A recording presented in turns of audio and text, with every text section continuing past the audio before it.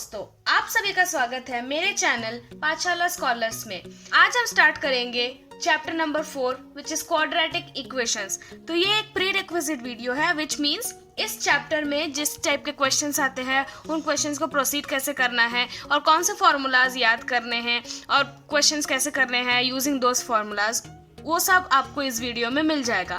तो आप अगर वीडियो आखिर तक देखें और अगर वीडियो स्किप ना करें तो आपको बहुत अच्छे से समझ आ जाएगा और आप पूरा चैप्टर कर सकते हैं। और इस वीडियो में मैं हर एक एक्सरसाइज के कैसे टाइप के क्वेश्चन आएंगे उसका एक एग्जाम्पल भी आपको करके दिखाऊंगी। तो firstly let's start the chapter quadratic equations.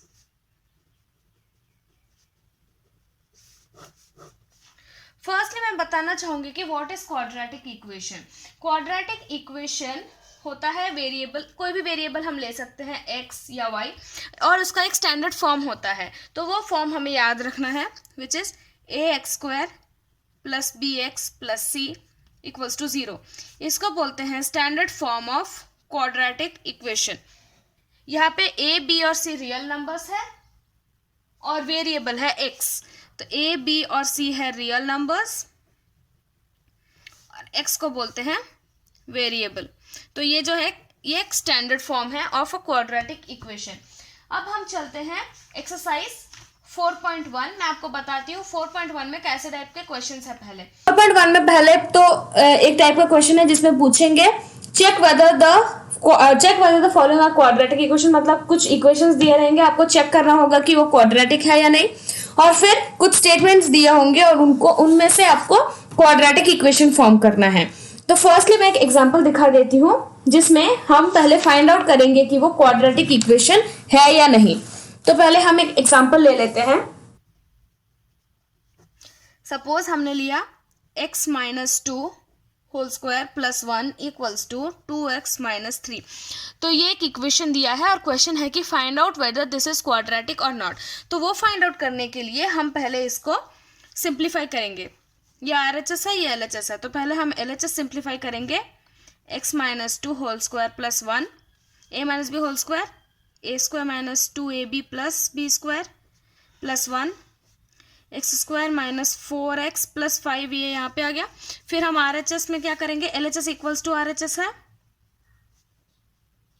तो हम क्या करेंगे x² minus 4x plus 5 equals to 2x minus 3। इससे आएगा x² minus 4x minus 2x plus 5 plus 3 equals to 0। x² minus 6x plus 8 equals to 0।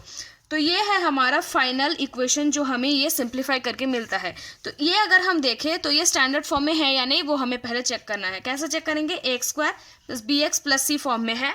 तो हम इसको क्या करेंगे, this is therefore it's a quadratic equation. तो ऐसे टाइप के क्वेश्चन आएंगे। मैं आपको एक एग्जाम्पल देती हूँ जिसमें क्वाड्रेटिक इक्वेशन नहीं होता है ताकि आपको समझ आए कैसे करना है। तो एग्जाम्पल 2 लेते हैं। x into x minus x into x plus 1 plus 8 equals to x plus 2 x minus 2। अब इसको भी हम सिंप्लीफाई करके देखेंगे कि फाइनली कैसे टाइप का इक्वेशन आता है और वो क्वाड्रेटिक होता भी है या नहीं। तो हम पहले इसको सिंप्लीफाई करेंगे LHS को। x into x plus 1 plus 8 x² plus x plus 8 होता है। अब इसको हम थोड़ा और सिंप्लीफाई करेंगे मिडिल टर्म में। तो हम क्या लिखेंगे इसको, हम क्या करेंगे LHS इक्वेट्स RHS करेंगे। नहीं, हम RHS को भी थोड़ा सा सिंप्लीफाई कर लेते हैं। x plus 2 x minus 2। तो ये कैसा फॉर्म है, a plus B into a minus B, तो होगा a² माइनस b²।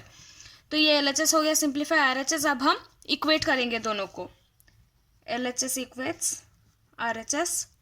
तो इसमें हम क्या लिखेंगे, x² plus x plus 8 equals to x² minus 4। तो x² कैंसिल हो गया, तो यहाँ पे आएगा x plus 8 equals to minus 4 और x equals to minus 4 minus 8 और x equals to minus 12 x plus 12 equals to 0। तो ये है हमारा जो फाइनल सिंप्लीफाई करके आता है, वो है इक्वेशन। अब इसको और हम स्टैंडर्ड फॉर्म को अगर कंपेयर करें तो हमें दिख सकता है कि ये स्टैंडर्ड फॉर्म में नहीं है, therefore it's not an quadratic equation. तो ऐसे टाइप के क्वेश्चन आएंगे जहाँ पे एक इक्वेशन दिया होगा, उसको आपको पहले सिंप्लीफाई करना है, फिर सिंप्लीफाई करके जो फाइनल हमारा सिंप्लीफाइड जो इक्वेशन आता है उसको हमें, अगर हम उसको स्टैंडर्ड फॉर्म में देख सकते हैं तो वो हो जाएगा क्वाड्रेटिक इक्वेशन, अगर नहीं देख सकते तो वो क्वाड्रेटिक इक्वेशन नहीं है। अब मैं आपको एक और एग्जाम्पल दिखाती हूँ जो दूसरे टाइप का क्वेश्चन है, विच इज़ इन 4.1। उसमें क्या होगा, एक स्टेटमेंट दिया रहेगा और आपको उसमें से क्वाड्रेटिक इक्वेशन बनाना है। तो will take that as example 3। Example 3 में मैं आपको क्वेश्चन पढ़ के बताती हूँ, टेक्स्ट बुक का ही क्वेश्चन है। टेक्स्ट बुक का एग्जाम्पल नंबर 1 पेज नंबर 71 में है, मैं आपको दिखा भी देती हूँ यहाँ पे स्क्रीन पे। ये वाला, John and Jeevati together have 45 marbles. Both of them lost 5 marbles each. And the product of the number of marbles they now have is 124. We would like to find out how many marbles they had to start with. तो यहाँ पे दो लोग हैं, John है, जीवती है। तो firstly हमें पहले सोचना है कि इसमें हमें वेरिएबल क्या लेना है। वेरिएबल हम लेंगे let the number of marbles that John had equals to x। तो जॉन के पास जितने भी मार्बल्स थे उसमें मैंने x डाल दिया। बोला है टुगेदर 45 था, तो टुगेदर अगर 45 है उसमें से हमने x जॉन को दे दिया, तो बाकी किसके पास बचा, जीवंती के पास। तो यहाँ से 45 माइनस x बचेगा जीवंती के पास। तो the number of marbles that Jeevanti had equals to 45 minus x। तो ये हो गया हमारा वेरिएबल, हमने ले लिया x, जो जॉन के पास मार्बल्स थे x, टोटल है 45 माइनस x जो बचता है वो है जीवंती के पास। अब हम नेक्स्ट पढ़ेंगे, both of them lost 5 marbles each. 5 marbles each, तो हम लिखेंगे after losing 5 marbles.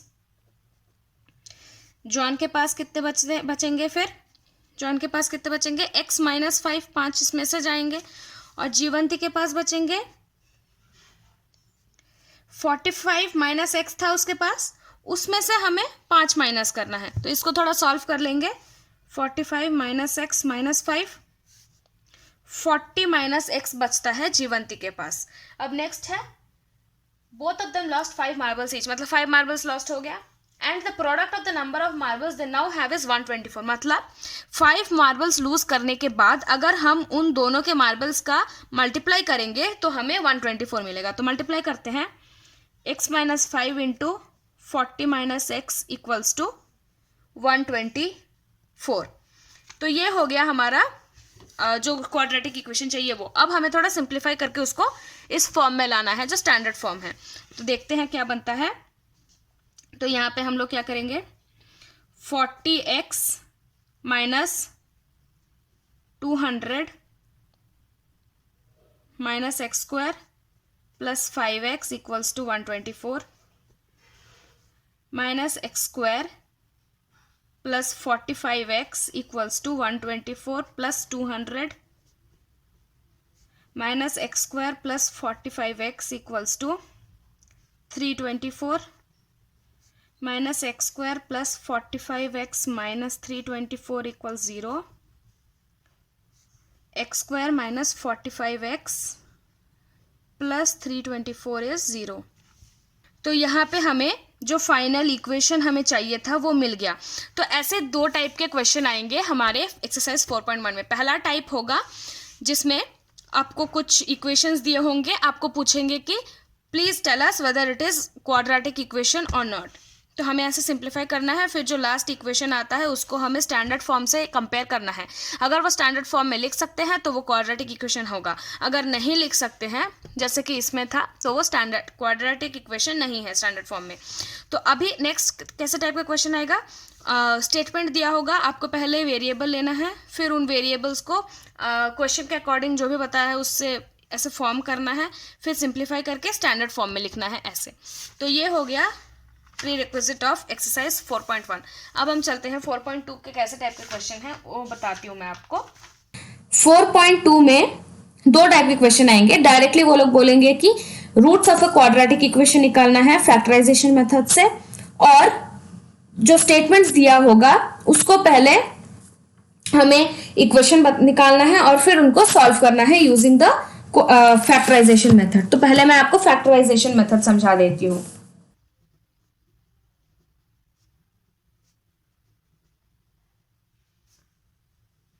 Factorisation method is nothing but it's also called as middle term. तो मैं एक एग्जाम्पल ले लेती हूँ, एग्जाम्पल 4 फॉर आवर रेफरेंस ले लेते हैं। 2x² minus 5x plus 3 equals to 0। अब हमें इस इक्वेशन जो ये दिया हुआ है इसके रूट्स निकालने हैं। तो इसके रूट्स निकालने के लिए पहले हमें क्या देखना होगा, जो ये लास्ट टर्म है और जो x² के साथ टर्म है उसको पहले मल्टीप्लाई करना होगा। मल्टीप्लाई करने से आता है 6। तो जब ये 6 आ गया हमें ये भी देखना है और ये x के साथ जो टर्म है वो भी देखना है। तो हमें 6 चाहिए, तो पहले जो 6 आ गया उसको हम प्राइम फैक्टराइज कर लेंगे। 2 इंटू 3 होता है। अभी हमें क्या करना है, जो भी प्राइम फैक्टर्स हैं, जो भी इसके फैक्टर्स हैं उसको प्लस या माइनस करके -5 लाना है हमें। फिर से मैं बता देती हूँ अगर आपको थोड़ा मुश्किल लग रहा है तो। पहले हमने इक्वेशन लिख लिया, फिर हमें क्या करना है, जो कांस्टेंट टर्म है और जो x² के साथ टर्म है उसको हमें पहले उन दोनों को मल्टीप्लाई करना है। मल्टीप्लाई करने के बाद उसका प्राइम फैक्टराइजेशन करना है। जो हमारे प्राइम फैक्टर्स मिलते हैं 2, 3, इन दोनों को यूज़ करके, इन दोनों को प्लस करके या माइनस करके, सपोज 2 और 3 मिला तो हम इसको -2 -3 ले सकते हैं, +2 -3, -2 +3, -2 -3, कुछ भी ले सकते हैं ऐसे, और हमें उनको प्लस या माइनस करके -5 लाना है। तो मैं आपको बताती हूँ कैसे, तो आपको और अच्छे से समझ आएगा। तो हम यहाँ पे क्या लिखेंगे, नेक्स्ट स्टेप में 2x² लिख देंगे। अब हमें -5 लाना है, तो इसको आप देख सकते हैं -5 कैसे आएगा, -2 + -3 अगर करेंगे तो हमारे पास आएगा -5। तो ये -5 आ गया, तो इसको हम लेंगे -2, -3। तो यहाँ पे हम लिखेंगे -2x -3x + 3 जो यहाँ पे था इक्वल्स टू 0। तो पहले 2x² लिख दिया हमने, फिर -5 कैसे लाए हम, -2 + -3 करके। हमारे पास 4 ऑप्शंस थे, +2 + 3, +2 - 3, -2 - 3, -2 + 3, ऐसे 4 ऑप्शंस थे। तो हमने ये वाला ऑप्शन लिया, इनको ऐड किया तो हमें -5 मिल गया, तो हमने ऐसे लिख दिया। तो अभी हम देखेंगे कि ये सेम ही है, सेम है एज इन इसका जो वैल्यू है वो सेम ही रहता है, क्योंकि -2x -3x होता है -5x, तो वैल्यू चेंज नहीं हुआ है। तो ये हो गया हमारा। अब क्या करेंगे, हम देखेंगे कि इन दोनों में से क्या कॉमन जा सकता है। इसमें 2x² है, इसमें 2x है, तो 2x कॉमन जाएगा ऑब्वियसली, तो 2x कॉमन ले लिया। यहाँ पे बचता है x, यहाँ पे बचता है 1। अब जब यहाँ पे हमने x - 1 लिया तो यहाँ पे भी हमें x - 1 ही चाहिए, ऐसा ही होता है मिडिल टर्म में। यहाँ पे x - 1 लिया तो यहाँ पे भी x - 1 हमने लिख दिया, क्योंकि हमें वही कॉमन चाहिए। अब यहाँ पे हम देखेंगे कि x - 1 ले लिया तो यहाँ से क्या बचता है, यहाँ से x चला गया तो -3 बचेगा, क्योंकि -3x और माइनस प्लस हो जाता है, -3 × 1 3। तो ये हो गया हमारा मिडिल टर्म। इसके बाद सिंपल है, यहाँ से इन दोनों में से अब x - 1 कॉमन लेंगे और बचेगा 2x - 3। अब इसको एक बार 0 से इक्वेट करेंगे और इसको 0 से इक्वेट करेंगे, तो क्या करेंगे, x - 1 0, x = 1, ये हो गया, और 2x - 3 0, 2x = 3, x = 3/2, ये हो गया एक और रूट। तो ऐसे 2 रूट मिल गए हमारे पास, जो x = 1 एंड x 3/2।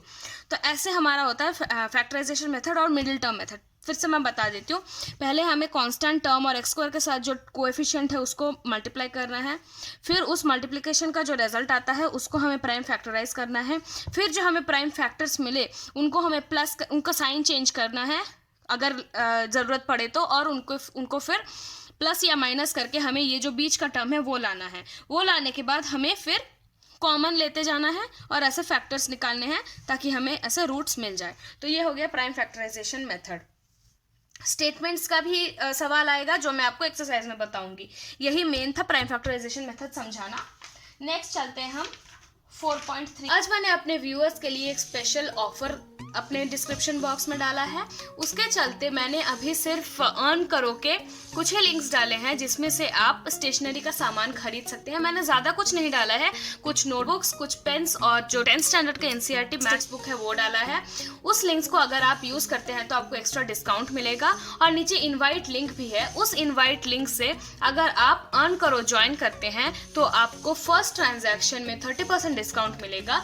वो जो डिस्काउंट कैशबैक के हिसाब से मिलेगा वो आपके अर्न करो अकाउंट में जमा हो जाएगा, जिसको आप अपने बैंक में ट्रांसफर करके फिर आप यूज कर सकते हैं। तो प्लीज आप उन लिंक्स को यूज करके स्टेशनरी का सामान जो भी चाहिए खरीद सकते हैं।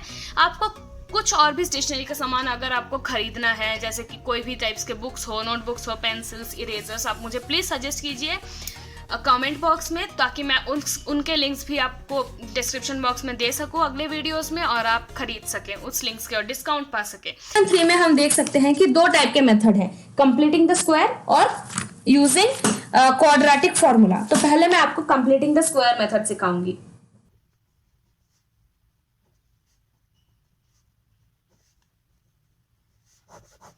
कंप्लीटिंग द स्क्वायर मेथड, इसके लिए हम फिर से एक ऐसा ही क्वाड्रेटिक इक्वेशन ले लेते हैं।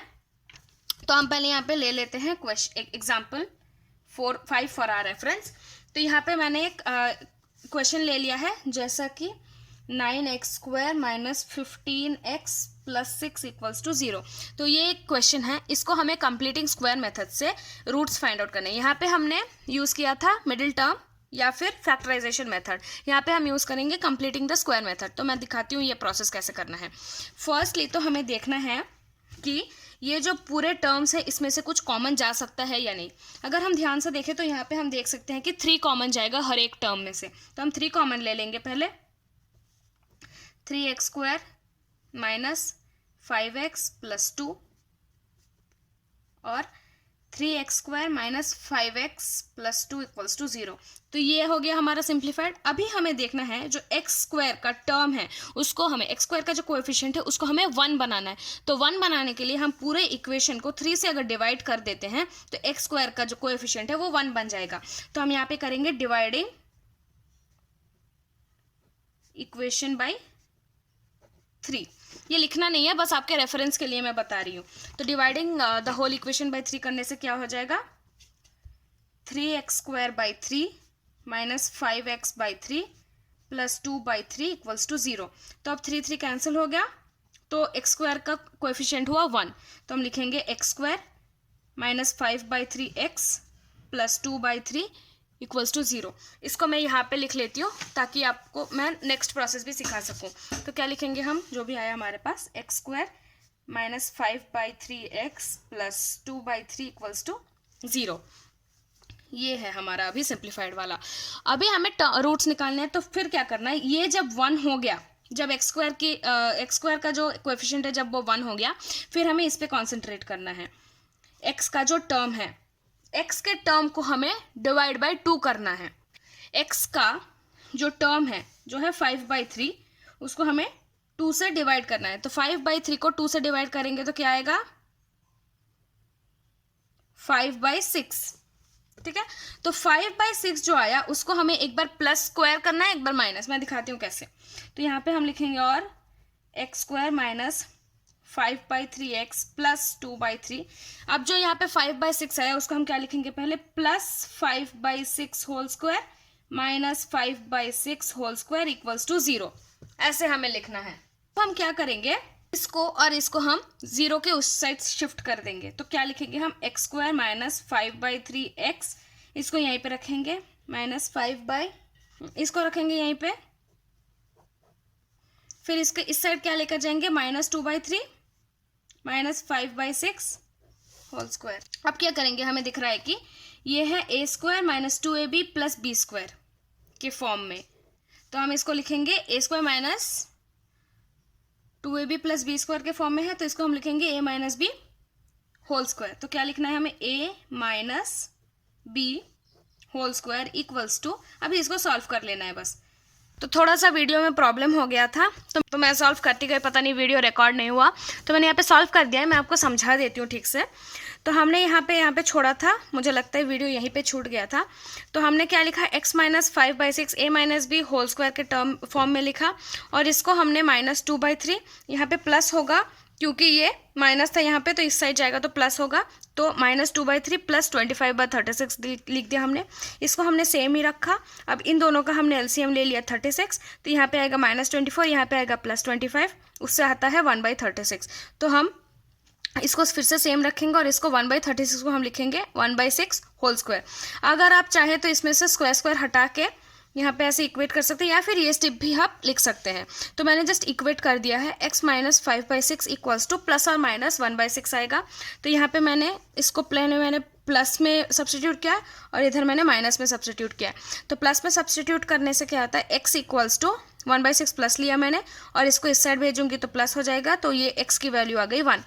माइनस में लिया 1/6 को, तो x की वैल्यू क्या हो जाएगी, -1/6, और इस साइड आएगी 5/6, तो वो होगा 2/3। तो हमें दो रूट्स मिले विच इज़ 1, 2/3।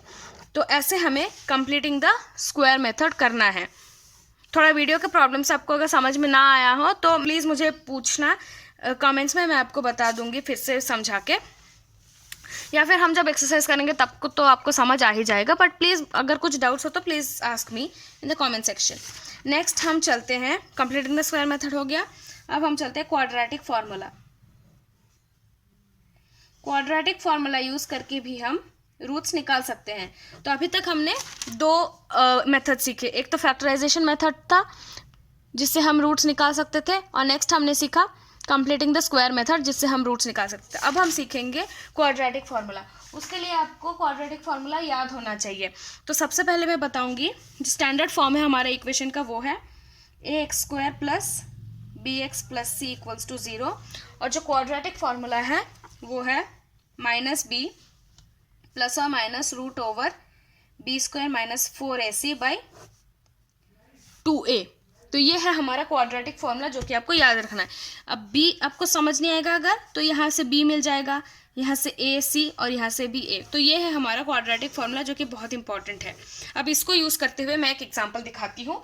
सपोज हम एग्जांपल लेते हैं 6 फॉर आवर रेफरेंस। तो हम सपोज हमने लिया ये वाला 2x² + x - 528 = 0। तो ये हमें क्वाड्रेटिक फार्मूला से कैसे सॉल्व करना है। तो पहले ही हम क्वाड्रेटिक फार्मूला लिख लेंगे, या फिर हम क्या करेंगे, पहले a, b और c की वैल्यूज़ लिख लेते हैं। तो यहाँ पे a है 2 क्योंकि ax² होता है, b है 1 bx होता है, और c है -528। तो अब अभी हमें a, b और c की वैल्यू मिल गई है। अब हम सिर्फ इस फार्मूला में सब्सटीट्यूट कर देंगे। कैसे, x = -b ± √b² - 4ac/2a। तब सब्सटीट्यूट करेंगे, माइनस और b क्या है 1 ± √b² होगा 1² - 4, a है 2 c है -528/2, a है 2। तो यहाँ से हमें मिलेगा -1 ± √1, यहाँ पे माइनस इंटू माइनस प्लस हो जाएगा, 528 × 8 जो होता है 4225 डिवाइडेड बाई 4, 22 4 हो जाएगा। अभी हमें -1 ± √4226 निकालना है, डिवाइड बाई 4। हमें पता है कि 4226 होता है 65 का स्क्वायर अगर हम लेते हैं तो होता है 4226।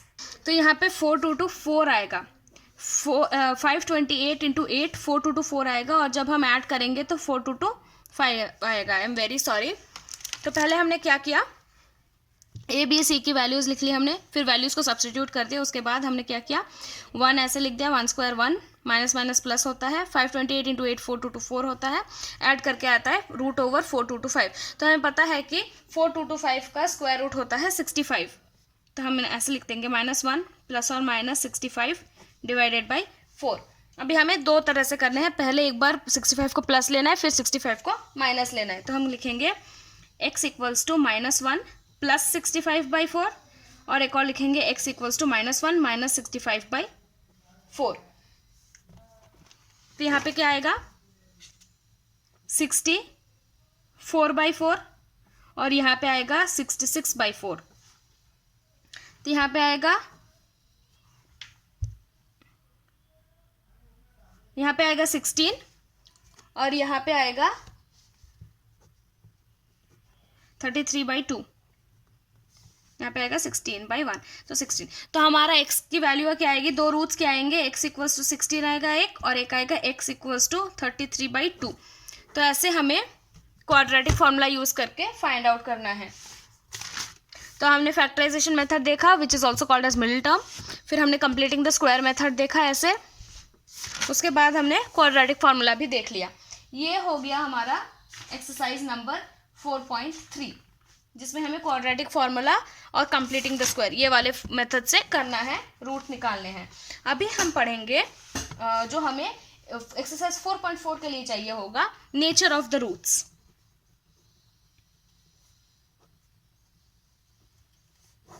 नेचर ऑफ रूट्स मतलब दो डिस्टिंक्ट रियल रूट है या इक्वल है या नो रियल रूट है, कोई रूट ही नहीं बनता उस इक्वेशन का, वो हम देखेंगे इसमें कैसे निकालना है। तो दो टाइप के क्वेश्चन मिलेंगे। फर्स्टली 4.4 में एक टाइप में आपको इक्वेशन दिया रहेगा, आपको बोलेंगे व्हाट इज द, आपको बताना पड़ेगा what is the nature of the root, और दूसरे टाइप में स्टेटमेंट दिया रहेगा, आपको इक्वेशन निकालना है और सॉल्व कर देना है। तो फर्स्टली मैं बताऊंगी कि नेचर ऑफ द रूट्स कैसे फाइंड आउट करना है।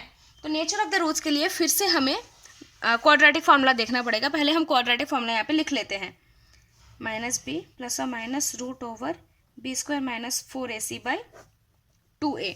तो जो नेचर ऑफ द रूट है, रूट का जो नेचर है वो क्या, कौन सा टर्म इसमें डिसाइड करता है, ये वाला टर्म डिसाइड करता है। तो इसको बोलेंगे हम डिस्क्रिमिनेंट। इसको डिस्क्रिमिनेंट बोलते हैं क्योंकि ये डिसाइड करता है कि रूट का नेचर क्या होगा। तो अगर ये ग्रेटर देन 0 हुआ तो रियल होगा, इक्वल टू 0 हुआ तो इक्वल रूट्स होगा, और लेस देन 0 हुआ तो नो रियल रूट्स। मैं लिख के बताती हूँ तो आपको ज़्यादा इजी होगा। अगर b² - 4ac की जो वैल्यू आती है वो ग्रेटर देन 0 हुई तो नेचर ऑफ रूट क्या होगा, यहाँ पे 2 डिस्टिंक्ट रियल रूट्स। अगर b² - 4ac की वैल्यू इक्वल टू 0 आती है तो यहाँ पे होगा हमारे पास 2 इक्वल रियल रूट्स।